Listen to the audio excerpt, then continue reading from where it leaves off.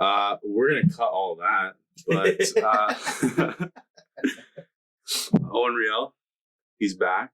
It's been a month, and a half.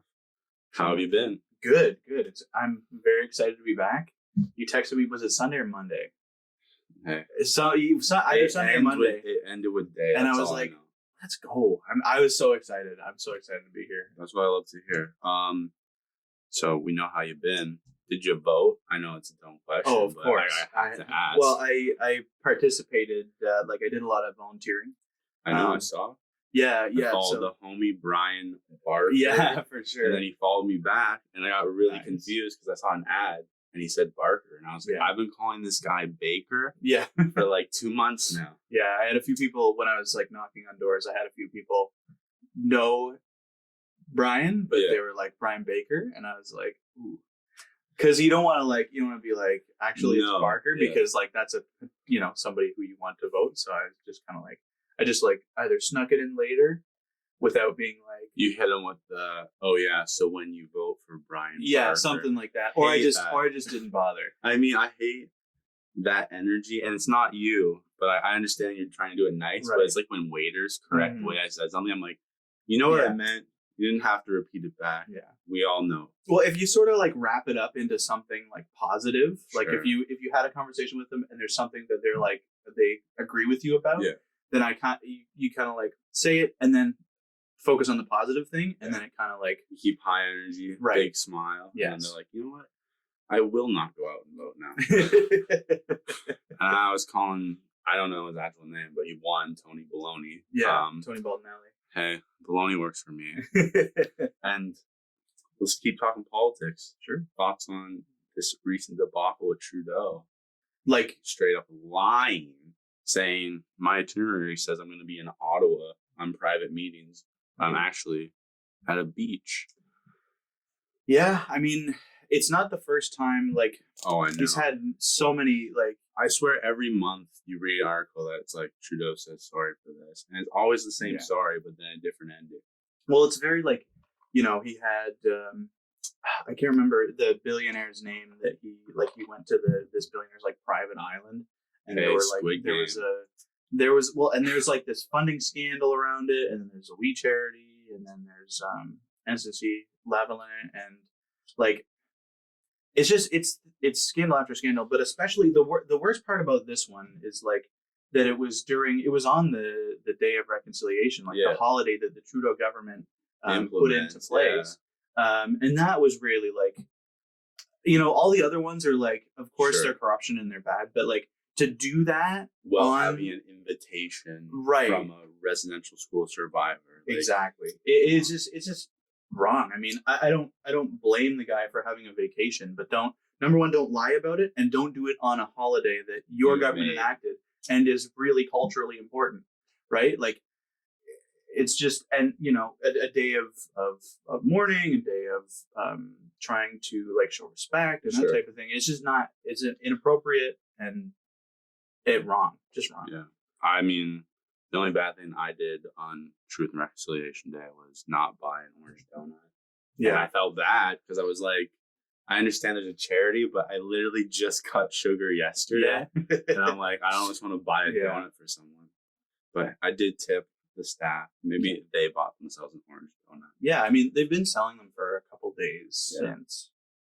Yeah. But yeah, no, it's, I mean, just learning and that type of thing is, or, doing whatever educate yourself. Yeah, like it's like too many people are just like, hey, here's an infographic, I'm gonna post it on my story, and now I'm an expert. And it's like, we've talked about this before, but it's too many people doing that. I mean, I'm not sure where I want to take this conversation now, because I'm like, I can go down my social media rabbit hole of our youth being destroyed, or we can talk Squid Game. Oh, dude, because you said I haven't finished Squid Game yet. Okay, I finished it the other night. I won't spoil it. Yeah, I'm on like episode 7. No one likes it. I mean, I don't like the ending. Okay, it's not like it's a bad ending. It's just like, come on, like, okay, yeah. I think I would win. Squid Game. I think I could do pretty well. I'd get far because like red light, green light, say less. Easy. I mean, are you on the glass panel one yet? Yeah, that's the one I just finished yesterday. Oh yeah. So that's the last one I watched. I want to be last. Yeah, or no, like I would lose middle. for sure. Yeah. Because I'd be like, okay. Because if I saw just like a row of numbers, Yeah. I would do what everybody else did, which is pick the middle. But the thing is, though, if I were in the position of like somebody who all the middle positions are gone, I would pick towards the back. Sure. Because I don't like the idea of being first in like life and death. Yeah. So I don't know. It's super complicated. I mean, I feel like if you were there, you'd be like, guys, listen, I'm taking politics right now. Let's have a vote. You would have been that guy. No, he's no the way. biggest bum ass in the world. Let's have a vote. It's in the clause, but now I want to come back and play. Yeah. And I become a terrible person. Yeah. Yeah, no, I'm totally like in like a life or death situation, I would totally just like run up and like take a number. You know what I mean? Like I wouldn't. But my problem is I'd be like, okay, that's too far. That's too close. Yeah. And I don't like the middle. Yeah. So I'd be like, I either go number 4, because it's my favorite, or 13 because everybody says it's unlucky. Yeah. I would live though. Come on. Yeah. I mean, if you're at the later part, you're probably gonna, just statistically, you're probably gonna live. I mean, considering what they do in like the last episode, I'm like, what, man? Yeah. No, it's like, well, and when I'm watching it, I'm like, it's because several people, like there were on the glass pane episode, there's like 2 or 3 pairs that all die at the same time. Yeah, because they're like crazy chick being dumb. Death. Like, yeah. At least, I mean, the good thing is at least she took out a glass pane with her, like, which mathematically helps a little bit. But like those 2 people probably would have eliminated like 3 tiles at least, or 4. I mean, like the one guy said, the guy who starts figuring out the tiles, and he's like, I can see it, and then they turn the lights off. Yeah. It's like, come on, why'd they do that? Yeah. And then evil homie just pushes him. Yeah. I hate that guy so much. I haven't watched a show in a while where I get invested into the plot where I'm like, people are upsetting me. This isn't the real world, but feels like it. Well, I mean, billionaires are probably doing it. I mean, I don't know. I feel like they're probably not doing it. I mean, just because it's like that type of, unless I'm overestimating like how regulated other countries are and stuff. But like, if you think about like Canada, the US, everything is monitored. Like, there's no way you're going to have a big facility like that without somebody seeing it, because everything's monitored by planes. You see it, here's some money. No way. Some money. It doesn't. I don't think you it's want like to play that. a game? You want to play red light, green light in the Canadian tundra? No, there's no way. I don't think that kind of big money is like, bribery's pretty dangerous, because if you get caught, you're destroyed. That's why you just have to get to the point where you've bribed everyone, so that when you do get caught by the one person that you didn't bribe, it doesn't matter. You just coast through the system. You gotta start with judges and then work your way up. I got a plan here. Yeah. Billionaire. I mean, but I don't think billionaires are going to do that here. Yeah. I've been convinced now that this little dick measuring contest that Jeff Bezos and Elon Musk are having, shooting rockets into space, is the billionaire plan to be like, hey, everything's going to shit here. At the end of the day, we got a way out. Yeah. And then on another planet, when corporations run it, I wouldn't be surprised if we got a Squid Game. Yeah, that is plausible. I think, like, if it does get to that point, which I hope it doesn't. I think people revert back to their base instinct of being told this is what you like to see. Yeah, and I think people get hyped up in mob mentality. Like, that's how coliseums operate. And, I mean, like when you go to a sporting game, someone scores, everybody gets hyped up and starts cheering. Right. And I feel like the same thing probably happened when people were getting their heads lopped off, and it would happen again just because. Yeah, I mean, I hope, like, as far as like the billionaires trying to escape to space type of thing, I feel like you're probably not wrong about that. Like I never thought of it, and then I read an infographic on Instagram. Yeah, went deeper into it. There's a good chance that I don't know, because I don't know if there. I mean, there's a lot left. Like, you know, even if you consider like not changing anything as far as climate change, like, even if things continue to speed up as far as emissions and stuff, sure, we've still got like 150 years-ish of livable Earth.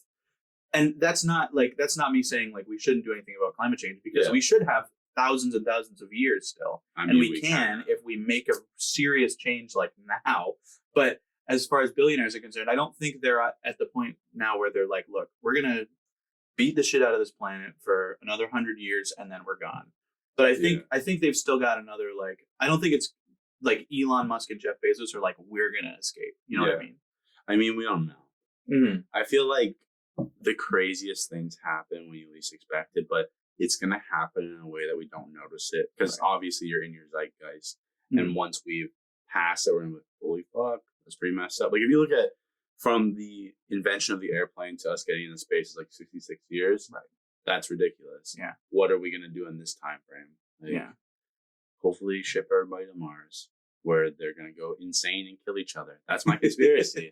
We can't handle it. You see how bad people did during the pandemic when they were allowed outside? Yeah. I really go for a fucking spacewalk. Get out of here. I really don't like the idea of like people giving up and being like, we're gonna go to Mars is so defeating and like scary to me. I mean, but they don't see it like that. They see it as we're the beacons of hope. We're starting, you know, in our space. But it's colony. not. It's but not what that, if it, though. But that's the thing. Like, I'd be fine with it if we have established space. Like, if we had a moon base where like we have 1 million people living in space. At the point where it's like we have enough travel back and forth where if you're stuck somewhere, you're not gonna die. It's like the probability if you died in the ocean, right? You fall off a ship. Those kind of odds.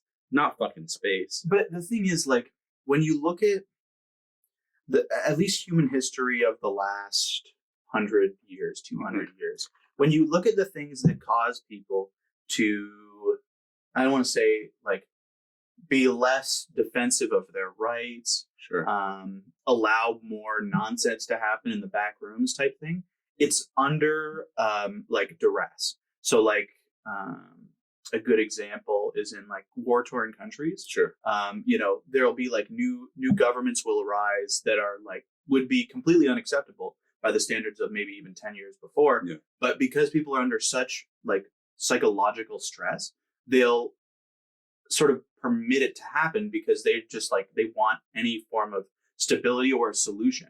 And that's what I'm afraid of with Mars is like if people that transition to Mars, even if it's under like peacetime on Earth, will be so hard to understand for people because we're not wired to be on different planets. It'll be so psychologically stressful that I feel like it's a good opportunity, well, bad opportunity in my opinion, but for the very wealthy and for corrupt governments like China, it'll be an opportunity for them to take over in a way that like takes away people's rights. You know what I mean? Like it'll give them a chance to like do the things that that we assume they want to do, but aren't capable of doing because people will rise up against them. You know what I mean? Yeah.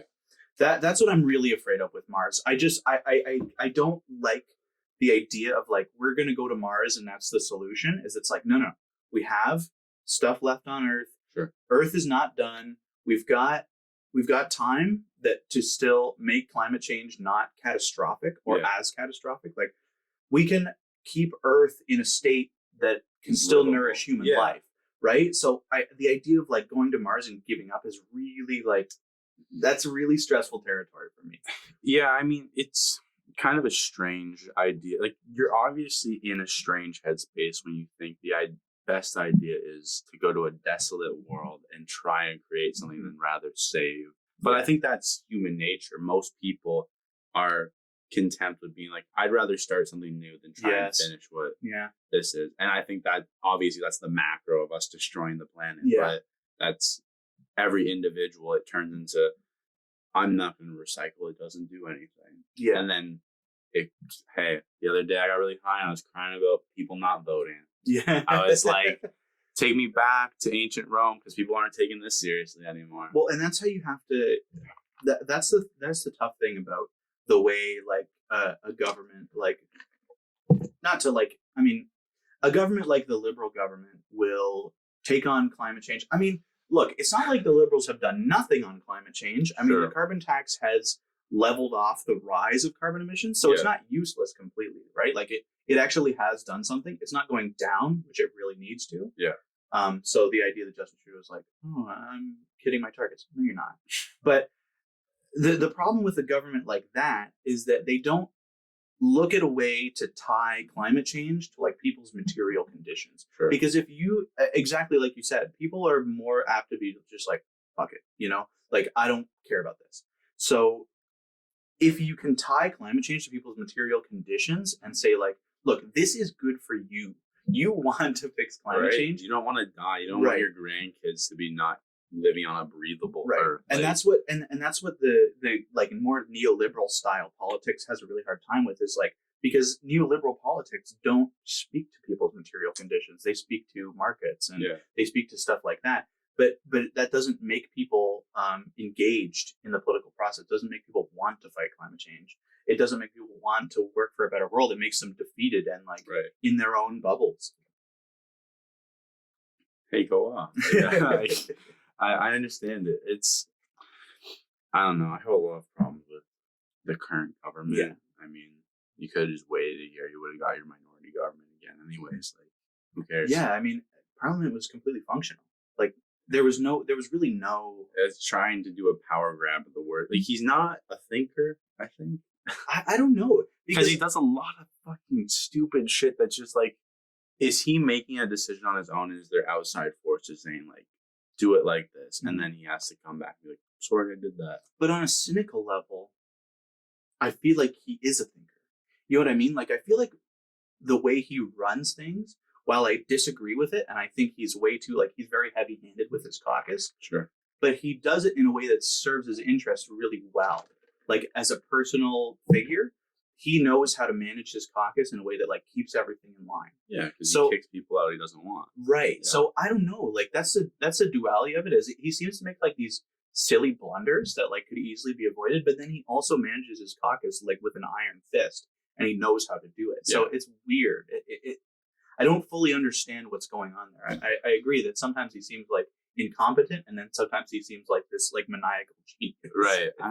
I don't know. I think it might be the meat in the middle of I'm a incompetent maniacal genius, right? Where I have the grandiose plan, but I don't see it through, right? Immediately as something goes wrong, I'm so sorry, guys. Yeah. Let me stop immediately and make everybody pretend I'm the nice guy again. I'm just Trudeau.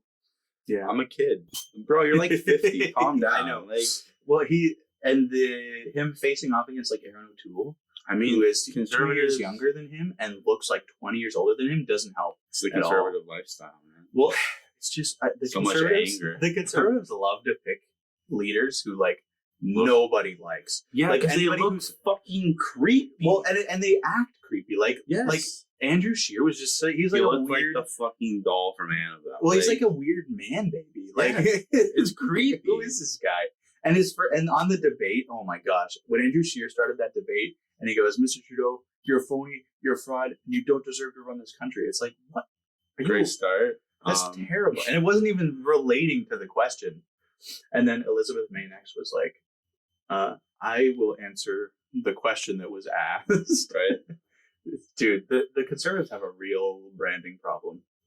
I mean, they've had it for a while, but I think it's just like a lot of young people exist that look at things now. Yeah. And it's not just, the overwhelming boomer population that says, I vote conservative because that's all I've ever known and I don't have to look into my candidate. Yeah. But I know some people, respectfully to Mr. Parker, that didn't go with his platform because they were like, I went to his website and I just felt like it was a Jagmeet Singh kind of fan page. And I see a lot of people now saying like the NDP is kind of becoming a party that has this prop up of Jagmeet Singh's our great leader, which is fine. Like he's a great guy and he has all these great plans, but it's like, I feel like people have to remember at the end of the day, you should be focused on your area. Right. Like stop. Who cares about federal government for 1 second? Well, you're here for your people. Those are the people voting for you. They're not voting for your head. Right. Well, the thing is, Brian, when I talk to him, he is really focused on this area. But like he sort of, with like what a lot of local politicians do, is like he is the head of like he's president of EPFO Niagara. Yeah. So he's elementary teachers union. So he's super involved in the community. He works on a lot of like DSBN school related issues and stuff. But I think there's a balance that you have to strike because Jagmeet Singh was really personally popular. Yeah. And it in a riding like this, like it doesn't work to just be local, right? Because people have party affiliation, and you have to play on that to some degree. Definitely. But like with Andrea Kaiser, she was very like just a liberal. Like all I heard people say is that she was really focused on wine and not much else. Her family was in winemaking. Exactly. And hey, you gotta look. It's the liberal theme. Look out for your friends. I mean, conservatives are going to do it, and we're going to talk about it when they get power one day again. Yeah. And then I think we might have a NDP transition after that, because people are like, we're done. It's 2030. Yeah. I don't want this anymore. I agree. I think we're 10 or 15 years off from our first NDP federal government, honestly. Yeah. It's going to happen. I know it will, but it's just when and how we're going to see it. Do you think if we do have it, we're going to get a majority NDP or probably minority to start? Well, probably a minority to start. New parties, like, I mean, it's hard to say, because what the ideal situation would be is that the Liberals now finally say, we're going to finally do electoral reform like we promised and have proportional representation. And then that would make it a lot easier for the NDP. They're going to do it. They just promised it before this election. Well, they promised it before 2015. I know, but they promised it before this snap election. Right. So it's obviously going to happen. Well, I just, that is the one that really irritated me, that because that was one, like when I looked at the Liberal platform 2015, I mean, I was only in like grade 8. And I was like, that's good. That's a good thing. We want to be represented more accurately. Sure. And they just gave up on it. They had like a commission, and then they went for a little while, and then they just cut it off at the head. Theme of the Trudeau government. Yeah. Start a commission to do something and then defund it. So I think the NDP would get probably a minority government and then work with other parties to, if it hasn't already been done by then, get electoral reform done somehow, which would basically mean that no party would ever get a majority government. Yeah. Which is probably a good thing. Like, I mean, when are we going to see the PPC majority government? Never. I think there's people that genuinely thought it was going to happen somehow. Yeah, there was enough really signs around Niagara that frightened me a little bit, and I was like, I know these people, like, they don't care about anything other than a vaccine passport. Yeah. But hey, let's talk about it. That is a good topic. Yeah. Vaccine passports are fucking stupid. What? And I 100% disagree. I only say this because of the way I've personally seen it implemented. Okay. And it's only been in 2 settings. I work for a restaurant, and it makes no sense to me that unvaccinated people can work in a building and even ID people and say, like, hey, do you have your proof of vaccination? Well, I'm not vaccinated at all. Yeah. IDing them, right? Like, I agree with that. That makes no sense to me. And I'm like, and then if my restaurant has a patio, people would be like, oh, I just want to sit on the patio. And be like, okay, then I don't have to ID you. So that part, okay, so let's take it one part at a time. So the first part, I agree. Sure. It doesn't make sense that people have to, like, if they're in an indoor setting, have to be vaccinated, but then workers just don't have to be vaccinated. Because, like, in a gym, you know, like in a restaurant, at least you could say, like, oh, well, customers get to take their masks off and workers don't get to take their masks off. Sure. So there's why. And you're still separated by tables. But in a gym, nobody takes their masks off, but the workers can be unvaccinated and the patrons have to be vaccinated. You're at. Well, they're supposed to by law. Oh. They're supposed to. I have some insider information about gyms in the area. But you're right about that, in that it doesn't make sense that employees don't have to be vaccinated in those high risk settings that the government has identified for the passport. That's 100% right, and they should have to be vaccinated. Well, but let me cut you off again. Unless they have like a medical exemption. Yeah, go fuck yourself in your medical exemption. But there are real. Yeah, I know the real people don't get mad when I say go fuck yourself, because they know who it's directed at. If you get people mad, try to get one and they don't need one. It's so annoying. And then I went to a hotel last week, and they're like, proof of vaccination. I'm like, it's kind of weird that I'm staying in a room and I have no contact with anybody.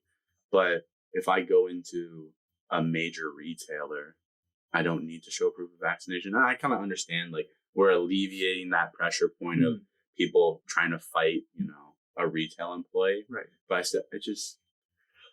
I think unless you're going to make it, we're doing it for everything, then don't do it at all. But Stop half-assing it. You can't do it for everything. Well, for the majority, right? Well, for non-essentials, you can do it. But then for why haven't we done it for retail? Well, retail can be essential. Well, it depends on the grocery retail. stores is essential, Yeah. but not going and buying clothes at the shopping mall. But everybody needs clothes. You know what I mean? But in a sense, you're right. But at the same time, like, you have to draw a reasonable line. Like, you have to say, these are the things that have to be considered essential, even if you could make the argument like it's not 100% essential. Those are the places where I agree with the current government's position on it. Okay. As much as I hate the word government, but I agree that like you have to make certain things, like you can't require a vaccination for that. It's just not reasonable, even if the vaccine's 100% safe and effective. Like I still understand, but yeah, no, I think those workers in the settings where vaccine passports are required should have to be vaccinated. But yeah, around essentials, it's tricky, but I think you have to err on the side of not overstepping too far. When does it stop, Owen? When will we stop the mandates and the booster doses? The people want to know. And my thing's like, nobody knows. Like, Texas has had more people die than our entire country. Mm-hmm. And I'm just like, should we relax things just to be like, let's see what happens? We have this many people vaccinated. Mm-hmm. Let's just lift everything and go for it. But like in the state we're in right now, we're doing better than we did for the entirety of the pandemic. Like, well, yeah, but I feel like it's picking up again, or maybe it's just media fear mongering as usual. Well, but like, as far as cases and deaths are concerned, we're currently going down in cases. Like, we hit a spike a couple weeks ago, and now we're kind of coming down again. And that's 100% a result of vaccination. Like, well, yeah, when the federal government just said you have to be vaccinated to work for us, RCMP included. So I think from here, like, the vaccine passport, I think should stay for a while. I heard until spring. Yeah, I mean, which makes sense. That's keep it through the Christmas season. That's number one spreading. And get as many people vaccinated as possible. And then if we're at the point where we're like, things like spread is almost gone, then sure, But at this moment, like, we're doing pretty well. Yeah. Like, as far as other places that were like too quick to like rip all the restrictions out, and now they're back in lockdown again. Me personally, unvaccinated people aren't happy about it, but I don't really care that much. I don't give a shit what unvaccinated people think. We're in a good spot. A lot of our services are back open, even if it's under restriction. We're doing pretty well. Yeah. I'm happy with where we're at. Like, I don't want to put my foot on the gas super hard right now and screw it all up. Get another lockdown. Right, exactly. We're in a good spot. The cases are coming down under no restriction changes. That's great. We're chilling. We should not change anything too quickly. We'll see. We'll see what happens on this. These are some crazy times we're living in. Yeah. I mean, like, I get upset about things, and I just think, hey, I get suffer from a brain aneurysm while driving, crash and die. Why am I upset? And I just keep on driving. And I'm happier after that. If you realize you can die at any moment, why are you getting so upset? Okay, yeah, I was like, I wasn't exactly sure where you were going. Oh, my brain aneurysm metaphor? I mean, we talked about Texas. I just want to throw a quick jab. Ted Cruz. Piece of shit. Yeah, for sure. Hit him with the, hey, yeah, that really sucks. There was a school shooting, and we could talk about guns and how firearms are a real problem in our state. Yeah. But that Biden border crisis. Oh, my God. And I was like, bro, that pivot was like 3 seconds of, I'm really sorry, but I got bigger fish to fry. I hate Ted Cruz. He might be the Zodiac killer. His information is fake. He doesn't even need to be the Zodiac killer. I hate him so much. He's evil. I hate him. He doesn't even need to be a killer. I mean, there's some guy there saying the Zodiac killer. You see that?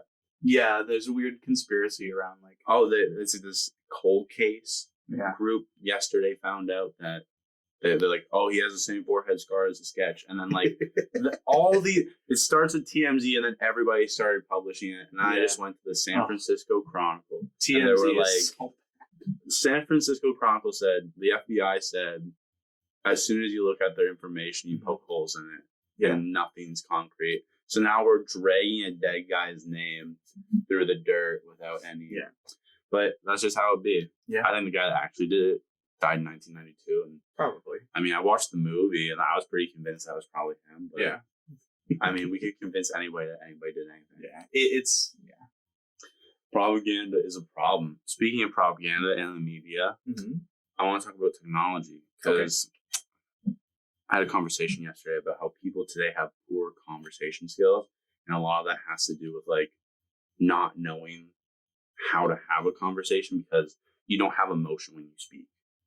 Because when you grow up talking to people on a phone or whatever all the time, and you're not talking anymore, it's I'm typing everything out. I go on my laptop, type everything out. No wonder everybody talks like they want to die all the time, right? And so, what are your thoughts? So, I guess I would take the approach that I don't think it's so much purely a technology problem as it is a formative years problem. Because I don't think... But I think the technology in formative years is the key problem there, right? You think that it is the key problem? I think we can't look at it as being a key problem because we didn't have it. The advent of like technology for us boomed like 2008 when Facebook takes off, right? Right. I mean, I had consoles and stuff when I was really little. But you're limited. Now it's as you grow up, everybody has a smartphone. You need one to survive in the sense that it's instant communication. We've created a society in which you need instant communication with everybody for no reason, even though it's not that big.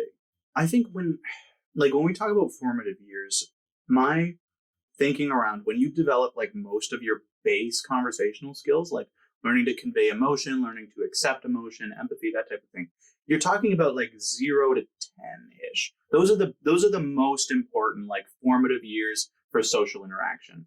And it is a technology problem in the sense that if you let your kid just like use an iPad 10 hours out of their 14 hours awake or 15 hours or 16 hours awake in a day, right, they're going to be very socially like not capable of having conversations and stuff.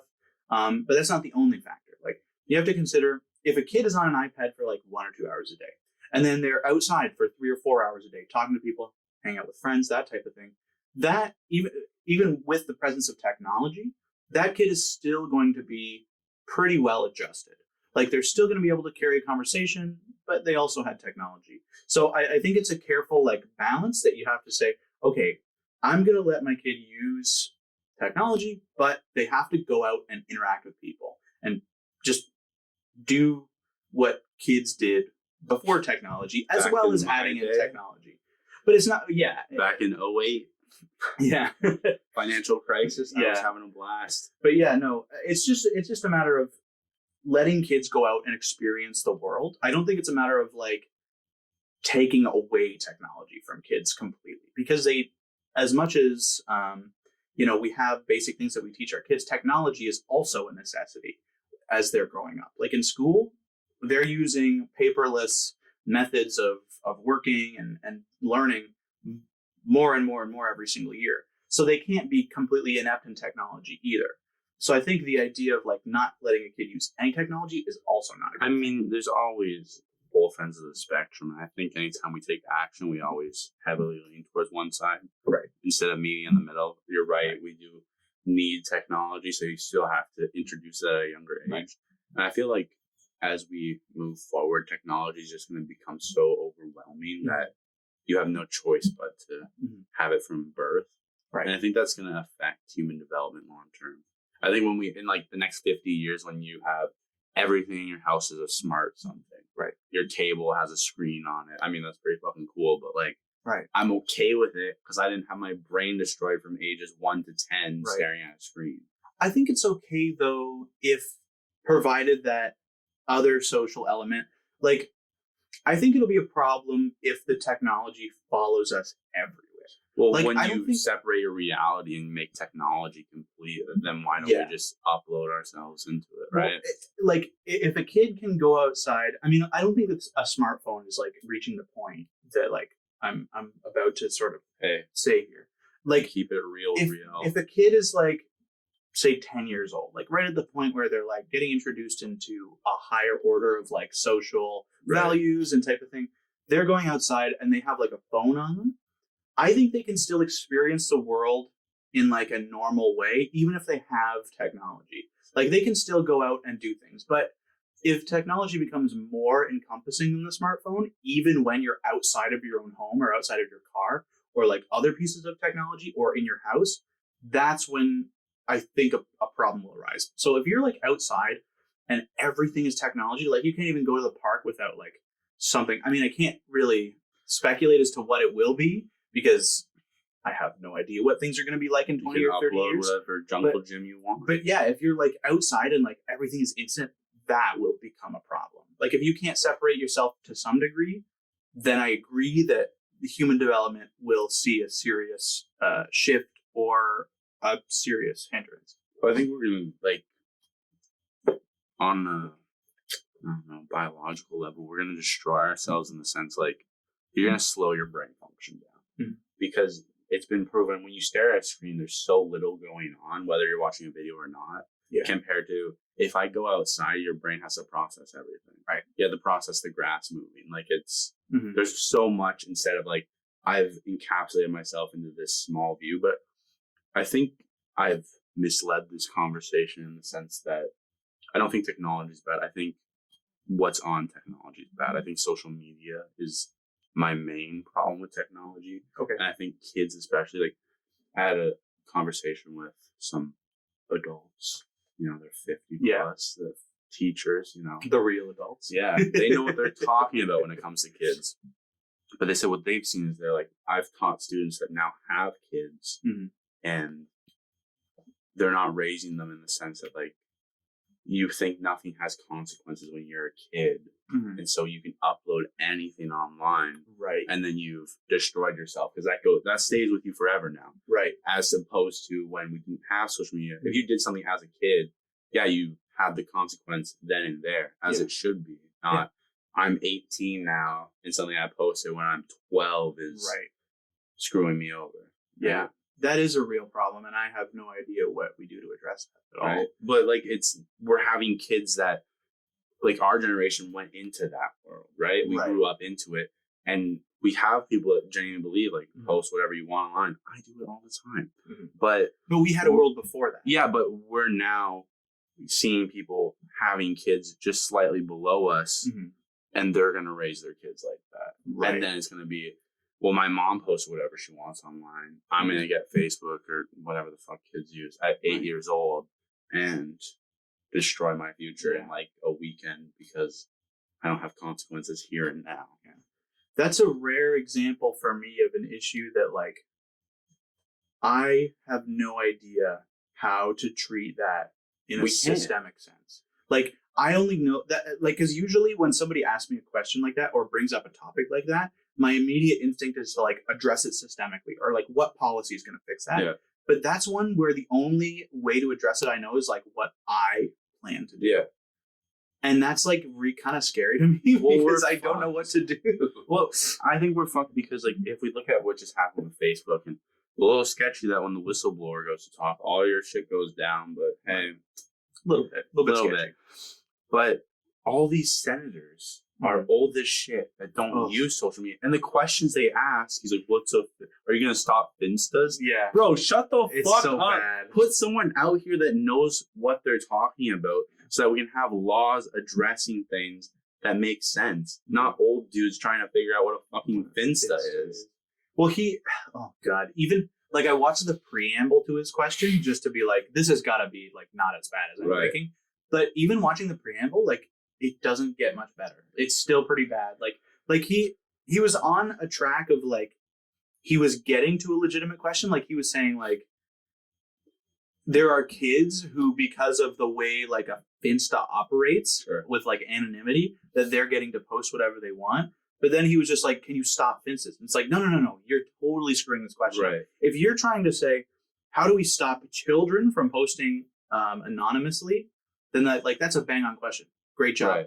But he totally he's kind of building to a decent question, and then he just destroys it. It's ridiculous. I mean, that's just senator vibes, right? Yeah. You had a good start, swift decline. Luckily, I mean, in Canada, we're not immune to that boomerism in government, but we do better because our bureaucracy is like, from what I see anyway, with technology, is like more competent. So even if the politicians are not like great, like even if there are older politicians, the bureaucracy has experts enough that like they know how to formulate the policy and shape it into something that actually like makes sense and is sort of addressing the problem, luckily.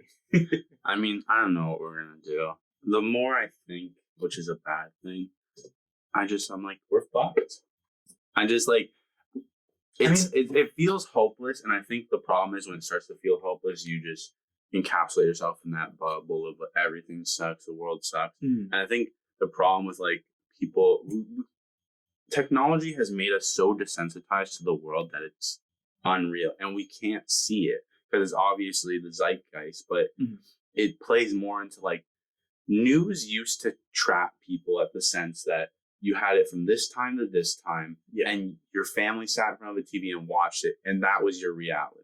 Right. Now I can see 800 different versions of the same story, but now I also see thousands of stories a day where it's like, hey, 26,000 kids were bombed by the Russians in Syria last week, but we don't care. We don't feel for people anymore because it's happening in such mass. When you say 60,000 people died in Texas from COVID, no one gives a shit anymore because people are just gonna be like, well, it's 0. whatever percent. It's like, it's still people.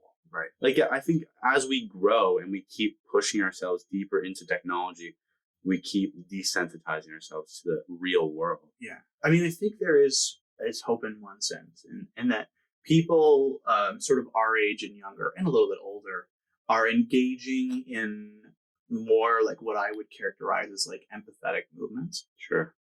Where but they it's where they based, right? It is, but at least there's like the people are going out of their way to express empathy or to fight for policy that operates on an empathetic basis. I mean, I think we're going to run into a lot of problems with technology.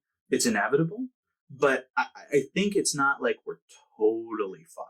We just have to notice it. Right. I think as these problems arise, there will be things that we can do to address them, like we do with problems that arise from anything. I think these will be problems of a higher magnitude, but not so high that we can't address them in at least some meaningful way. Like I don't think we're going to end up with like a dysfunctional society. I just think we're going to have more probably mental health problems. But as science advances and as research continues, which hopefully it does, because so many people hate science these days, but that's a whole nother thing. Hopefully we can continue to learn how to address them more effectively. And that's where I derive the hope from, is like, I don't think we're totally fucked. I think we have a real possibility that we can address these issues as they start hitting us. Right? Like, and that goes for that's my whole sort of philosophy, like a philosophy of more positive, empathetic thinking is like, none of it's hopeless. Like nothing is hopeless. We have ways to address everything. And as long as we do it competently and are willing to put up the resources necessary, we can get over the barriers, even if they seem impossible sometimes. Right. That's a pretty hopeful message, Owen. I feel like some people are like, yeah, I am going to go post an infographic on my story now. Everything else I got was just thoughts. I started writing real high. Well, I said, in theory, shouldn't a cork on a wine bottle turn red if a wine bottle is laying on its side? Right? Don't you think? No. Because corks absorb liquid. So if sitting for a long enough period, it should slowly make its way out. But it's like, I think they spray it with something though. Corks. Yeah, I think it's so dense. Like the cork they use is really dense, and I think they spray it because like, if it were just just cross that out real quick. I'm sure I'm sure that they've found like there's something they do in the manufacturing process that keeps that from happening. Like either a spray or they just make it so dense that it's just not going to happen. Something in the manufacturing process. But I like that. That's hey, I was thinking about it. Good thought. At my work, they have like this big rack of wine bottles that I just stare at sometimes. I'm like, all this cork should be red. Yeah. But they're not. But it's not. Because they spray it. Nah, it's just wine magic, I think. Yeah. We talked technology. You got any real takes with Riel? Real takes. Ooh. Oh wait, one question. Yes. Where's the fucking collective record been, Owen? Oh no. What got you on that track? Where's these? I had to find it. Oh, Mister, my videos are unlisted. Like, yeah, I did. You think I can't find these links, Owen? How? Right? Crazy. How did no wait? No. How did you find him? I was like, this guy definitely used to have it in his bio, and then I went and it wasn't there. Yeah. And then somehow I just ended up on YouTube and I was watching your videos. That's crazy, right? Well, and I don't even know how I found it. I unlisted a few, but I left a lot up. Like, yeah, I left a lot. You can't find it that easily when I just type in your yeah. name. And I think it's because you have some unlisted. Well, I haven't. I don't know. I just things have been. Life's hard, man. Yeah, I just haven't found time. Like, things got interrupted really badly by the pandemic. Sure. And like through school and stuff, it's been hard to like find extra time, 100%. enough time to like make a decent production. The collective record is not like totally dead. Like, there's a possibility that something comes out of it. It's like just a phoenix. not Owen. quite yet. Like I've been throwing around some ideas. It may come back, it may not. But if it does, I'll make it prominent. Like, yeah. If you know me at all, you'll find out about it. Yeah. If anybody watching, if it does come back, you will know about it. You'll find out. Yeah, he'll be here. We'll hype it up. You'll know about it. I'll be sure to let everybody know. What else we got? Man, that's it. I can't believe you both. That really you took me by surprise there. I did not expect you to. I'm just trying to ask that. Find a proper way to flow. Yeah, because I went from I went from wine collective record. Mm-hmm. Underneath that, I already asked you, but we already talked to Zodiac. I got OJ on Twitter, but I was just thinking about that because OJ on Twitter. It doesn't make sense, man. We're gonna kick the president, but a guy we pretty sure killed his ex-wife and her boyfriend. Yeah. Like, he had OJ Simpson had like a feud with like H3 Productions. Yeah, like because they were ripping on this dude's just and he like almost threatened. It was dude. It's so funny though. But I like that. This was back in the like really like when H3 was like a lot more controversial. And now like he was getting in trouble a lot. Yeah. And like OJ's literally DMing the H3 podcast like threats. Take that down. Like veiled threats. Oh god. It was like it's just so and they didn't even care. They weren't like, oh I'm so like they were what are you gonna do? Come kill me too? Like come on. What a guy. If other realities exist, where do you think you rank among your other reality selves? So I'm operating on the basis that other realities do exist. Let's operate under the basis. We're gonna go real simple. If you watch What If, you watch Marvel, you have any understanding of the multiverse. Let's just say it's a copy of us. Right. It's not too extreme, but there's little differences. So there's like a scale. Yeah. So where among I'm going to go by percentiles. That's the easiest way to conceptualize it, I think. From like the top tier. So 100% to zero. So like literally like dead to like super successful already. Sure. I think I feel pretty confident. I think I'm at like between like the 70 and 80th percentile. Oh, I was going to say a solid 78. Yeah. I feel like I'm in a good place that like there's, I'm happy. I'm happy with it. I don't think I'm like, you have to be like child prodigy to be like at 100%. I mean, you know what I mean? Like, I feel like 70 to 80 is I'm pretty happy with that. I think I'm at 100% when I'm old. Yeah. When I'm like, you know what? Well, but if you hit 100% when you're old, you're in 100% now. No, that's because you can't go between. You're locked into a reality. If we're locked into a reality, you're still operating under your life. But I'm saying Owen right now at this point in his life compared to Owen at all the other realities. So we're like kind of like almost like a race. Like they change ranking as they go. Sure. Okay. Yeah. Okay. So yeah. Same idea answer. But is forming as this is it. No, but that's more. That makes it more interesting. So yeah, I think. Then I'm gonna go 80. I'm gonna go 80, solid 80%, because I feel like I have more potential to go. Okay. I 100% agree with that in terms of myself. I'm not saying you have more potential. I'm not saying you don't have more potential. I'm just waiting to see what happens, man. Yeah, for sure. But oh yeah, we're kind of wrapping up because I feel like we've been talking for a while. I think so. And I feel kind of bad because the last podcast I did, I had Olivia back. We talked for like 25 minutes. Yeah. But it was a good time because then we talked for like 2 hours afterwards. Right. But we got to make a thumbnail. Okay. Because I found the machete. Oh no. And then what else? You got anything to leave the people off with? You got any wise words what to do with your life? Yes, I was thinking about that on the way here. Awesome. Don't give up sleep. Right. Please get enough sleep. It's getting not enough sleep down. is bad. Like, just make time to get a good amount of sleep. That's what I think I would like to leave everyone here with today. Because yesterday I got like 4 hours of sleep and I had a migraine all day. And I was like, I wish I would have made time to sleep. So make time to sleep.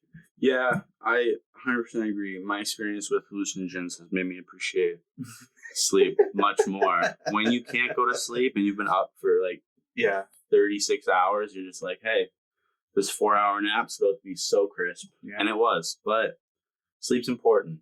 Yeah. Stay hydrated. That's all I gotta say. Stop drinking bullshit. Stick to the water. Yeah. And then every once in a while, reward yourself. It's advice I need to take. Right? Fuck, I need more water in my life. So that's where we'll end it. Yeah. I'll cut from this point.